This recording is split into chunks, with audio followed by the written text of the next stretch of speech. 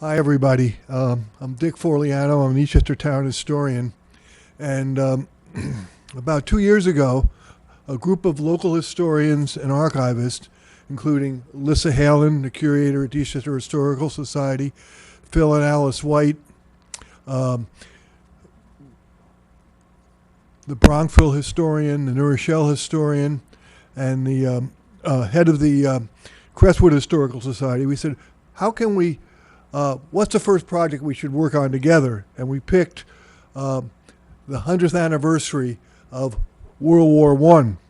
And the following presentation really deals a lot with local history, but also, as you see on the thing, World War I. Now, back then, World War I was called the Great War. It's the first modern war in American history.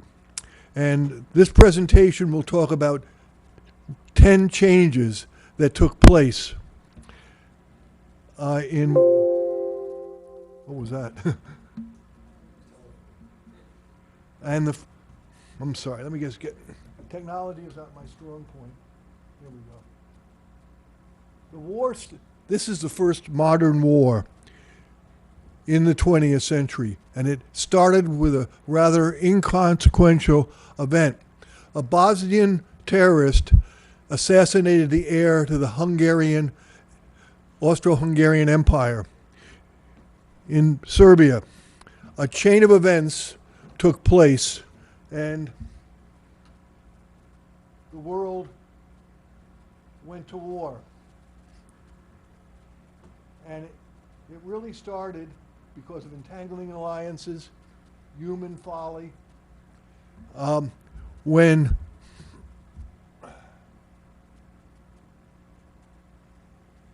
Germany invaded Belgium. The Germans had a plan. If they could get to Paris in 42 days, they would win the war and everything would be over. The only problem was Belgium. And they got stuck in a neutral country. 5,000 civilians were machine gunned to death. 25,000 homes were destroyed, along with cities. And Belgium's neutrality had been violated, and because of entangling alliances, the world went to war. Again, this was the first modern war. There had been trench warfare as far back as our American Civil War.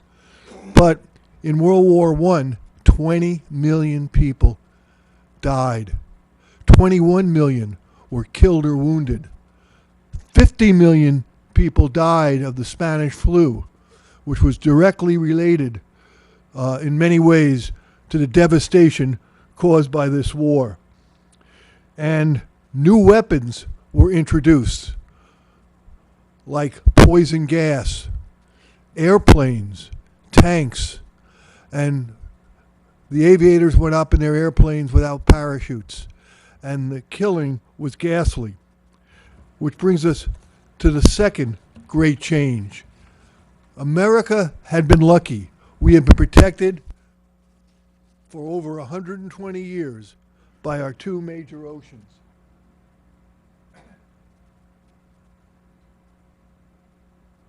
And then America, in 1915, in the late spring of 1915, this ship was sunk, the Lusitania.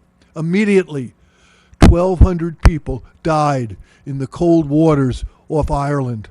127 Americans died. And one person, an Irish-American nationalist from Tuckahoe, also died. But what most people didn't realize, that in the hull of the Lusitania were tons of ammunition. Now, here's the problem. America was technically neutral, but we were really an arsenal for the Allies, an arsenal for Britain, and which made American neutrality a fiction. It was also an era when we had the highest proportion of immigrants to native-born Americans. And The largest immigrant group in America, and a very large immigrant group here in Tuckahoe and Eastchester, were the Germans. The population of the country was 100 million. 9 million were Germans. And unlike the Irish and the Italians, who made up most of Tuckahoe and Eastchester, the Germans had been here longer. Their big barrier with their language, but they were very well accepted. And President Wilson, who we'll talk a lot about, said, we really can't get involved in this war because we don't know how much support we're going to get from the immigrant population. This is a cartoon saying, let's not get involved. And the favorite song at this time was I Didn't Raise My Boy to Be a Soldier. But when you think about World War I, what song do you think about? Over? Right. But before the war, it really didn't look like we were going to get involved. Now, let's go to the home front. We're going to get back to the war in a section. But what was happening in Eastchester, Bronxville, and Tuckahoe during this war? Invisible but drastic change was taking place. And I owe a lot of this to the work that the Roundtable did over the last 2 years.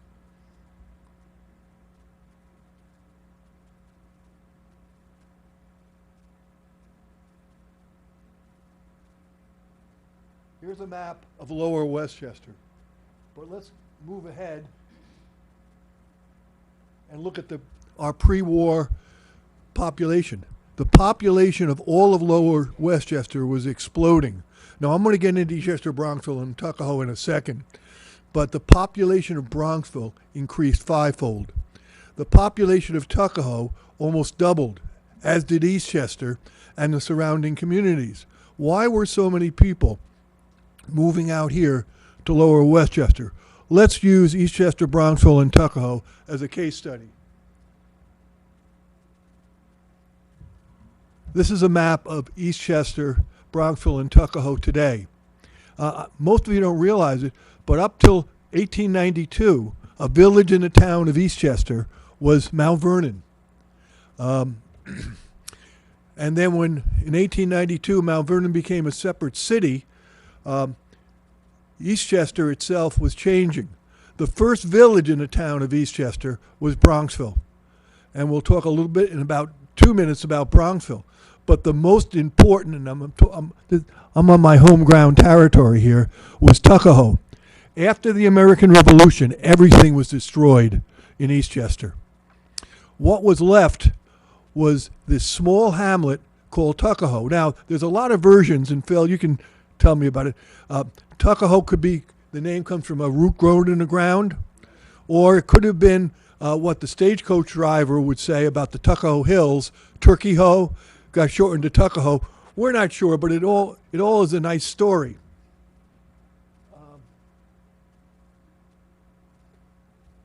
What saved Tuckahoe? Well, first of all, it was a cotton mill that eventually became Hodgman Rubber. But the big thing was what?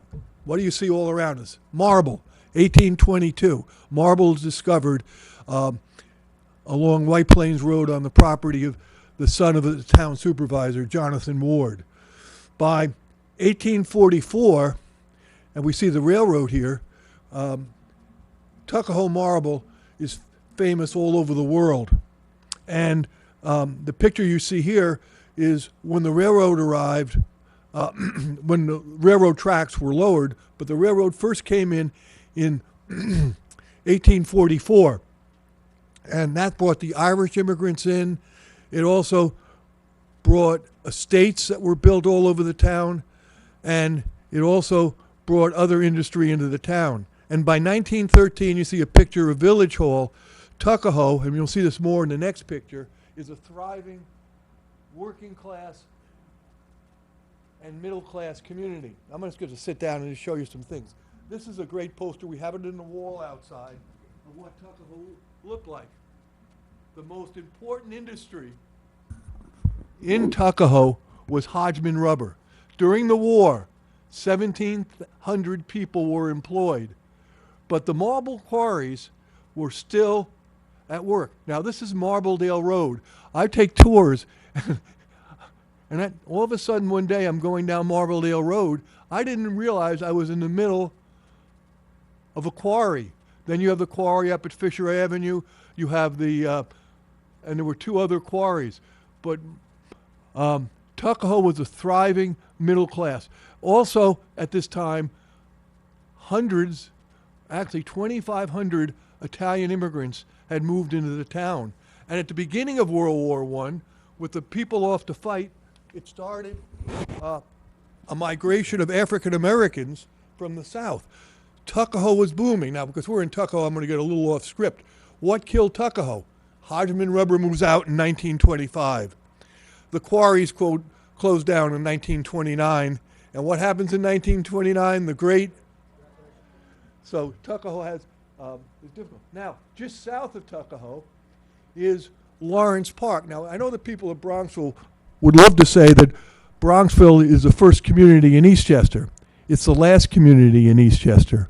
Because when this man, William Van Duzer Lawrence, gets off the train in 1890 and starts looking at abandoned farms and old warehouses and some beautiful estates, he says, hey, I got an idea. Why don't we build a railroad suburb for the rich and affluent from New York City who want to get away from the congestion?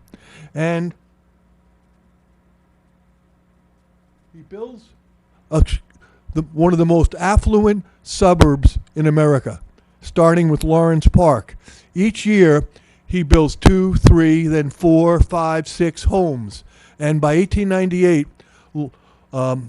Lawrence Park and Bronxville becomes an affluent suburb, like Rye and Chappaqua. And there's a lot of talk about whether we should have a hotel or not here. And I'm not going to get into that, but how many remember the Hotel Gramerton? And that, there was a fire, it burned down in 1904, they rebuilt it in 1905, and it was a very attractive site. What happened is the Lawrences were running out of money in 1970. We're going into a recession. It caused a huge furor in Bronxville when they sold it and ripped it down, and you only have now the arcade that's left. Now, what about Eastchester? Eastchester, the present day Eastchester is the last of the three communities. What was Eastchester at the outbreak of World War I? It was mostly an estate, it was partially an estate owned by Isaac Iselin. You've all heard of the New Rochelle Water Company, now it's Suez. That's the company he had. And this was an estate that he owned. He owned all the land all the way up to Lake Isle Country Club. And there were 3 reservoirs. The first one was built in 1890.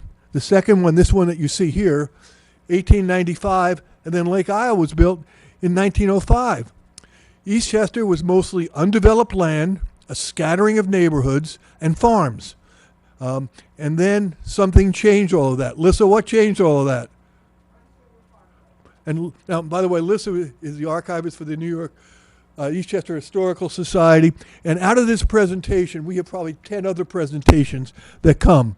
And she's been helping me along with this presentation that I'm been working very hard at putting together, along with the other people in the round table.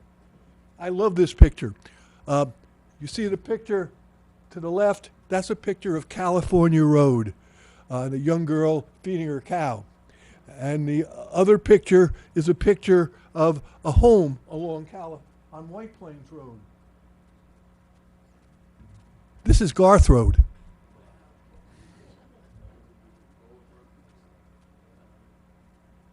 But the biggest change took place in transportation. Back at this time, people got around by horse or trolley or train. And the biggest change in American society was the Model T Ford. The cost of an automobile went down to $300. Now, you put in an inflation rider. Can you imagine being able to buy a car for $3,000 today? Well, they had 15 million of these. The Bronx River Parkway will come in and will be completed in 1925. But these invisible changes are changing the way we think and act. Now, let's get back to the war. And Sal, I want to thank you for pointing out this era. Sal here? Oh, what's wrong with this picture? This is, let me tell you what the background, and there's a mistake here that Sal pointed out earlier today. Okay, the German diplomats, led by their Kaiser, made a drastic mistake. In February of 1918, America was going to stay out of the war. There was no way we were going to get involved. They began resuming unrestricted submarine warfare. Now, what's wrong with this picture? Yes? Yeah, I got the wrong picture. I yell at my students when it...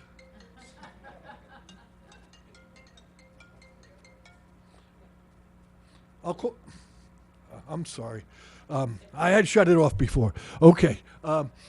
They started unrestricted submarine warfare, but Woodrow Wilson's caught in a quandary. He intercepts a telegram, the Zimmerman telegram. Dumbest thing that Germany ever did. They tell Mexico, if you come in on our side, we'll give you Texas. Well, they can give them back Texas because we're playing the Texans tonight, right? The Yankees? Okay. We'll give you back Texas, New Mexico, and Arizona. So Wilson was caught in a quandary. Now, I'm going to talk a little bit about Woodrow Wilson because in many ways World War I was Wilson's war. He is ranked among the top 10 echelon of great presidents, not like Lincoln or Washington or FDR or Teddy Roosevelt, but with Kennedy, Reagan, Jefferson. If he hadn't been president, Germany probably would have won the war. But he was a man of many contradictions. Oh, I dropped my notes. First of all, he's the only president born in a war in a country that he was born in a country that had lost a war. What country was he born in? The Confederate States of America. He was born in Georgia during the Civil War. He was a segregationist who believed, again, contradictions, who was a progressive idealist. He was in the words of one historian, a man of high values and no principles. Once a leading progressive to win the war, he suspended most of our civil liberties. In defense of Lincoln, he felt that once we entered the war, everything had to be done to win the war.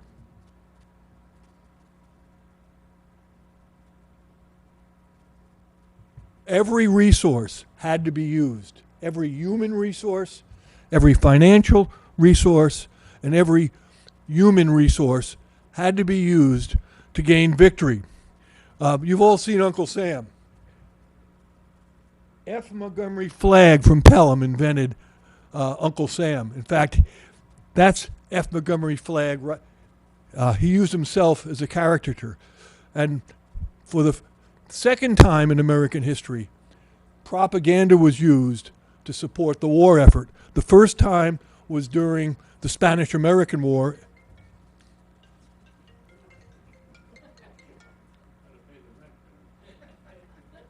These things are so I'm going to turn it off.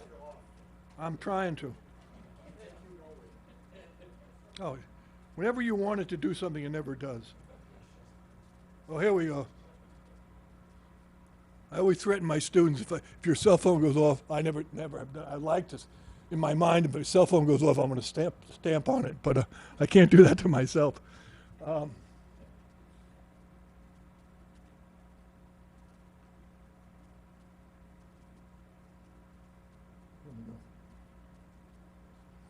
Wake up, America. Propaganda was used. And again, I told you this before, our favorite song is Over There. And it wasn't just music, it was film. The people I liked the most were the 4-Minute Men. 4-Minute Men were men younger than me, but too old to fight. But they would go into theaters, they would go into churches, synagogues, houses of worship, open air meetings, service organizations, with a 4-minute pitch on why we had to defeat the Kaiser, why we had to enter the war. By the end of the war, they had talked to over 70 million people to get complete support for the war. And the head of the 4-minute men for Eastchester, for Westchester County, came from Eastchester, and his daughter rewrote over there, and it was sung right at Depot Square by a 4-minute man choir. Now, as you see here in this poster, the propaganda was pretty distorted. Now, the person who Wilson appointed head of his Committee on Public Information realized that things had to be done to mobilize public opinion. And the first thing we needed were volunteers. And manpower was important. Now, when the war broke out, we had in Europe, there were 100,000 people in the American military. Our armed forces ranked 17th behind Serbia. When the war was over, there was 4.2 million people in the military. So you had to get people to volunteer. But volunteers weren't enough. We had to go to the draft.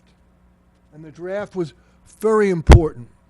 Now, during the Civil War, there were draft riots because you could pay for a substitute. And we're not going to go into the Civil War draft riot, but this draft was done by lottery. And it didn't matter whether you were the son of a penniless immigrant, an African American, a farmer, or a millionaire.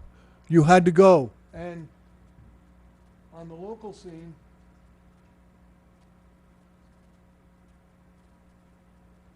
people registered and fought. This is one of my favorite pictures. This is from Tuckahoe. In one parade, the population of Tuckahoe was 3,000, and there were 3,000 people, some from Hodgman Rubber. The school kids were let out, and here's a picture of the parade going up Main Street.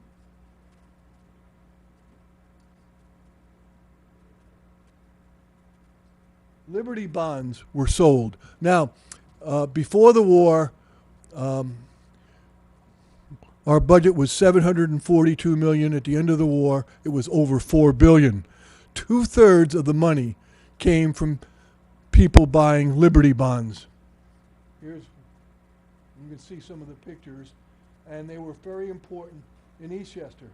But it wasn't just. Oh, by the way, one way you were shamed into buying it. For if you guys all bought Liberty bonds and John Halen here hadn't, your name would be printed in the paper. So John, you would sort of be embarrassed in contributing for the war. Also, this set a precedent for World War II. During World War II, we had rationing. It was voluntary rationing. Wheat, fuel, meat were rationed. Food will win the war. The victory gardens of World War II were started.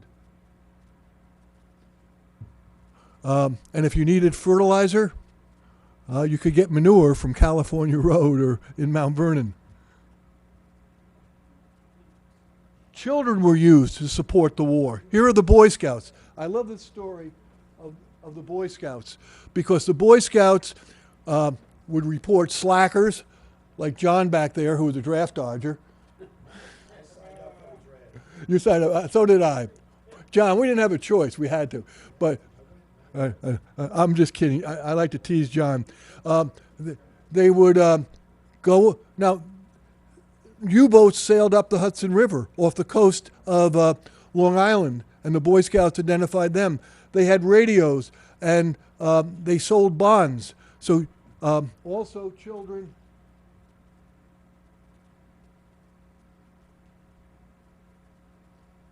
had pageants, victory gardens, This is my favorite picture. This actually was shot during World War II. But where is it? Where is this? Wait, and it says, what does it say there? This was the mission statement. And you know, and I wish kids today, I taught for 40 years, I wish kids today understood what that really means. There was almost, I didn't say total, but almost total support for the war effort.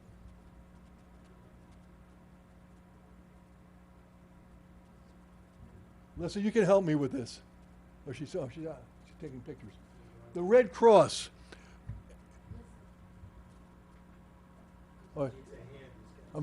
You can help me with this if you want.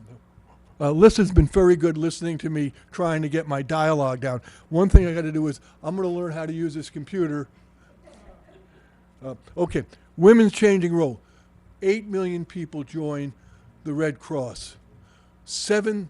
In Eastchester alone, we send 70,000 bandages, garments, surgical supplies. We sent nurses over to take care of the wounded. This was a voluntary organization, did a tremendous amount of good.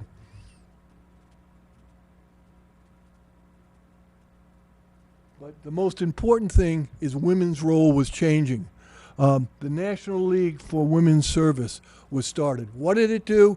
It trained women to go into business and industry where they had been denied that privilege before. I didn't realize this, but women weren't even used in banks. You couldn't own property, right? Oh, you could own property. But if you were married, it always went in your husband's name. Well, that's what I'm saying. You're right, John. I'm sorry, I didn't mean. And Hodgman Rubber, the leading producer, and Arlene told us about it, the leading producer of rubber goods on the East Coast. There were 1,700 people employed. When 75 men went off to fight, 75 women were hired. Telephone operators. And then, and this is a story I liked the best, is Wilson had a problem. Wilson was a male chauvinist, as many men back then were. He said women involved in women's suffrage, getting women the right to vote, were aggressive and masculine. And the leader of the women's movement, the largest woman, a woman who eventually ended up living in New Rochelle, her name was Carrie Chapman Catt. And she said, well, okay, we got to play ball with Wilson, then he's going to get us the right to vote.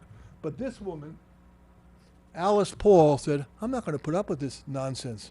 We've been fighting since the Declaration of Independence, 1776, for the right to vote. Let's picket the White House right now. Now, this is in the middle of a war. No one had ever picketed the White House. So Wilson, he gets up every day, waves at the pretty little women out front, but then they don't stop, and he starts to get irritated. So he puts Alice Paul, he gets her arrested. Gets her declared legally insane. And she's put in an insane asylum, so she goes on a hunger strike. Then they force feed her. And the whole public knows about this. A woman from Bronxville, Virginia Colt, is on the picket line. And then Wilson says, I have to do anything I can to win the war. So he makes a deal. You start eating and I'll support women's suffrage. And that's how the 19th Amendment got through. And she was supported by people. Again, I'm just talking about changes in the way we lived. And each one of these changes are a whole separate talk. I'm actually preparing it for the schools so that they could learn more about history by not just what happening over in Europe, what happened in America, but what happened right here. Now, Eastchester was made of the three largest groups in Eastchester and Tuckahoe were the Irish who came here first, the Italians who came here later, and the African Americans who came when start of a great migration during World War I. And here is the idea that we were a melting pot did not exist. That's a fiction. There was a lot of tension, but for a brief moment in time during World War I, all the groups said they would, including the Germans, said they would support the war. Who would like to read this? I'll pick on you because you're closest. Sure. Cheerful, smiling, and ever ready to take on the heavier set of tasks. These swarthy-skinned brethren have proven themselves extremely useful and equally desirable acquisitions to our community. Who are they talking about? Italians. And largely because they have served in an unobtrusive way, our sympathies are immediately awakened by the call for our attention to the need that is very close to our hearts. Some portion of the war charity budget may be directed to their relief. That's your grandpa, Giuseppe DiPippo, who went along with the draft. I think there were like 30 other Italian Americans who were at the time who were drafted. He got wounded. He came back. Your great-grandfather, Alfonso, and I worked with your brother Al doing this on the Italian immigrants. It wasn't always easy because while it seemed like we were a melting pot, after the war, it wasn't so great. You've all heard of Sacco and Vanzetti. And in 1924, the doors were closed to Italians. But I just want to, because I'm going quickly here, when I was writing my chapter for Out of the Wilderness, I talked to Carmine Dorenzo, whose grandfather also came over at this time, and she said to me, you know, America was a lot better than the land we left behind. So eventually, things worked out well in the long run, but then there were African Americans. 340,000 African American troops, they were called colored back then, we wouldn't use that term today, fought in segregated units. That didn't stop in World War II. The units were still segregated. But one story I always like to tell, Phil, is when Captain Edward Woodward came back to Tuckahoe. He went to school in Tuckahoe High School. The first time he ever learned about prejudice was not here in Tuckahoe where he grew up, it was in the military. So when President Harry Truman made his executive order in 1947, that was a big step forward along with Jackie Robinson for civil rights. But after the war, there was a race riot in Chicago, among other cities. An African American wandered into a segregated beach and 26 blacks were killed. In 1924, the Ku Klux Klan marched down Pennsylvania Avenue. And now let's talk about the Germans for one quick moment. There were German subversives in America.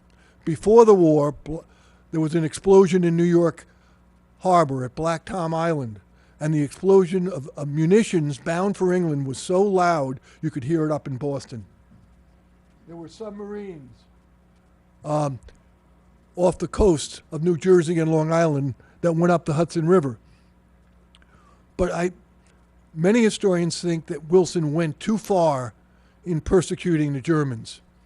And here are some local newspaper articles on what happened. A woman said something bad about the Kaiser. She was fined, put in jail, says the only way you can avoid being in jail is leave the country. The Reverend Hemline was a minister in Mount Vernon, an Anglican priest. He refused to ring his bell celebrating an American victory. He too was put in jail and told to leave the community.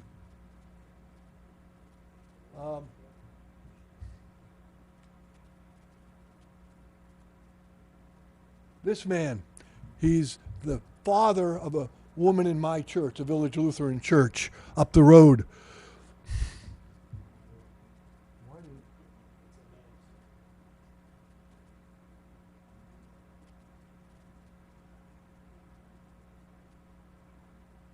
Why it's not? I'll try the arrow. There we go. He was a German citizen, and when the war broke out, he was in Brooklyn. For the entire war, he was kept in an intern camp.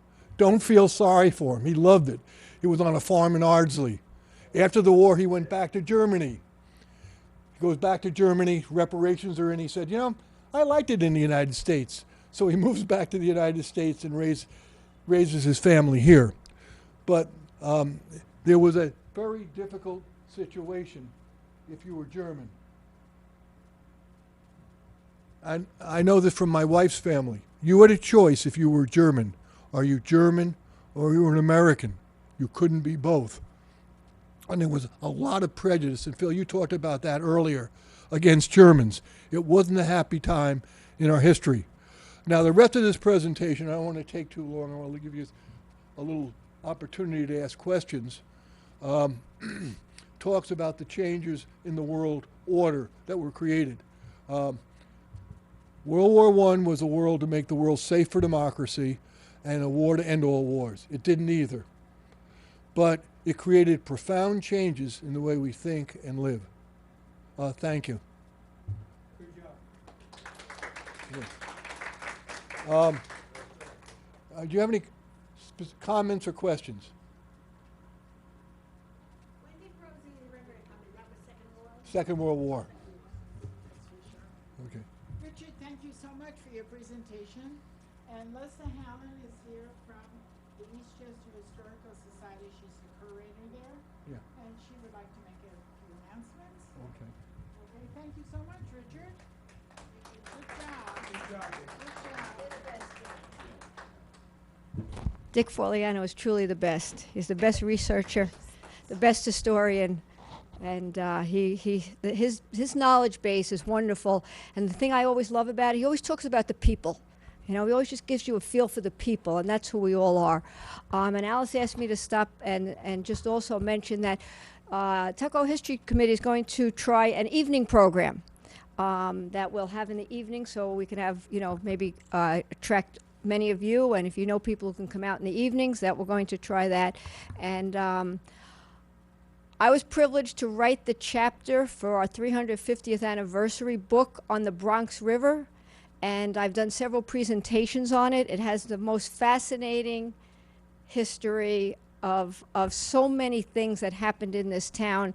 Everything that happened along the Bronx River, from pollution to urban renewal, it all happened along the Bronx River Parkway, and named, as you know, for Jonas Bronk, who was a perfect New Yorker because he was actually Swedish but sailed on a ship from another country when he came here. So he was really the perfect immigrant for New York when he came here, and that is, his name still lives. So we invite you to that. We invite you on Wednesday mornings. Many of us who are here on Wednesday mornings. If you have stories to tell, or you have photos of your family, parents' wedding certificates, we love to add that to our collection. So many people who are here today were looking through the family books to find out more information on their families. And if you don't have a story, Phil and Alice have even better ones. So thank you for your time today.